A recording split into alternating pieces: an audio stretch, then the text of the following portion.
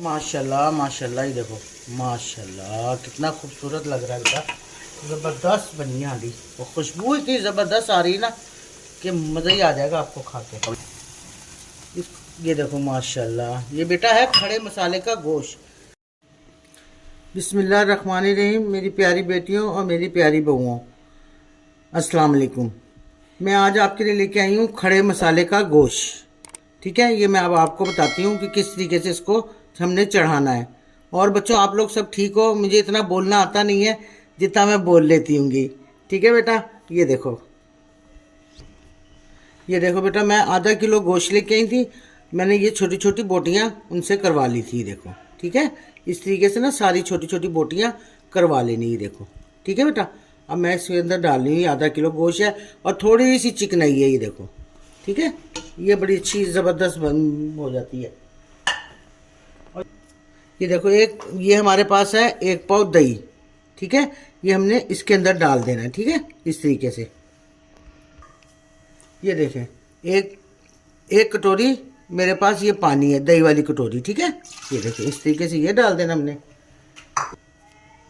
उसके बाद डालना हमने इतना इतना दोनों अदरक और लहसुन थोड़े थोड़े पीस। ठीक है, इस तरीके से ये डल गया। उसके बाद हमने डाल देना नमक। ये देखो ठीक है, ये डल गया इसमें नमक। उसके बाद हमने डाल देनी है 1 गंठी प्याज की, इस तरीके से। ठीक है, उसके बाद हमने डाल देना 1 टमाटर। ये देखो ठीक है, ये ऐसे डल गया। ये देखिए खड़ा मसाला है थोड़ा थोड़ा सा। ठीक है, थोड़ा थोड़ा सा है बिल्कुल। ये देखिए इस तरीके से ये खड़ा मसाला डाल के, ये देखो बच्चों, इस तरीके से अच्छी तरीके से इसको हिला के मिक्स कर लेना। ठीक है, अब हम इसमें घी डाल देंगे, तकरीबन आधा पाव से ज़्यादा ही है। ठीक है बेटे, ये देखो थोड़ा सा इसको हम घी डाल के हिला देंगे। ठीक है बेटे, ये देखो इस तरीके से। ये देखिए मैंने प्रेशर बंद कर दिया है। अब मैं इस पर सीटी रखने लगी हूँ। अब ये जिस टाइम चलेगा ना तो 20 मिनट बाद मैं आगे आपको बताती हूँ। ठीक है बेटा, ये देखो बेटा 20 मिनट बाद मैंने कुकर खोल दिया माशाल्लाह। ये देखो ठीक है बेटा, इस तरीके से ये दही और घी में इसकी हम भुनाई करेंगे। देखो हमारा गोश्त, एक मिनट बेटा, मैं ना ज़रा गर्म चीज़ को बहुत मुश्किल छू पाती हूँ। देखो ये कितना सॉफ्ट हो गया माशाल्लाह। अब इसको मैं इसी तरीके से घी और दही में भूनूंगी। ठीक है, ये देखो बेटा मेरी हांडी हो रही है भून। ठीक है, अब मैं इसके अंदर डालूंगी, मैंने ये अदरक काट के रखी हुई थी।